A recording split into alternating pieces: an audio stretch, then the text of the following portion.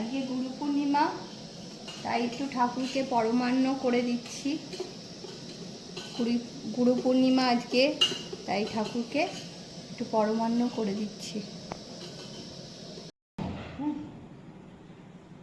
তো তোমাদেরকে পরমান্ন রান্না করা দেখালাম, ঠাকুরকে ভোগ দেবো বলে পরমান্নটা রান্না করছিলাম। আজকে যেহেতু গুরু পূর্ণিমা, তো তার জন্য একটু ঠাকুরকে ভোগ দিলাম। কেননা এতদিন আমি, ওই দেখো কি আওয়াজ হচ্ছে, হবেই তো, পাশের বাড়িতে ছাদ ঢালাই হবে, তার জন্য ওই কাঠ পেটাপেটি করছে, ওই জন্য এত আওয়াজ হচ্ছে, কি কথা বলবো।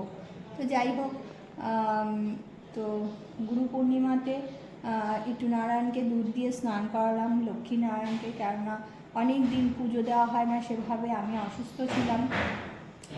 তো আজকে তাই একটু ইচ্ছে হলো মন থেকে যে ঠাকুরকে দুধ দিয়ে স্নান করাই আর একটু পায়েস ঠাকুরকে ভোগ দিই, তাই সেইটা তোমাদেরকে দেখালাম। আমি পায়েসটা রান্না করছি, পুজোটা আর দেখানো হয়নি, কেননা পুজোর সময় খুব ব্যস্ত ছিলাম, আর মুনাই গেছিলো স্নান করতে, সুতরাং কেউ ছিল না ভিডিও করার, তো তাই জন্য পুজোটা আর তোমাদেরকে দেখানো হয়নি।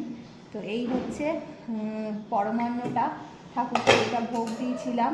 দেখো অর্ধেক প্রসাদ খাওয়া হয়েছে আর এই অর্ধেক রয়েছে, পরে সবাই খাবে। তো এই হচ্ছে পরমান্নটা রান্না করেছি। আর দুপুরের মেনুতে আছে আজকে দেখো খিচুড়ি। আজকে খিচুড়ি করেছি কুমড়ো দিয়ে আলু দিয়ে, দেখো দুটোই পাশাপাশি উঠেছে, কুমড়োটা উঠেছে আলুটাও উঠেছে। তো কুমড়ো দিয়ে আলু দিয়ে হচ্ছে খিচুড়ি রান্না করেছি। আর সাথে আছে কাঁকরোল ভাজা।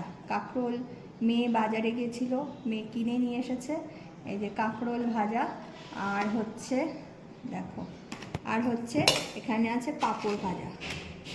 তো আজকে লাঞ্চটা এভাবেই আমরা করব, খিচুড়ি, কাঁকরোল ভাজা আর পাঁপড় ভাজা দিয়ে আজকে সিম্পল লাঞ্চ। আর তো তোমরা গুরু পূর্ণিমাতে কে কী করলে অবশ্যই আমাকে কিন্তু কমেন্ট করে জানিও।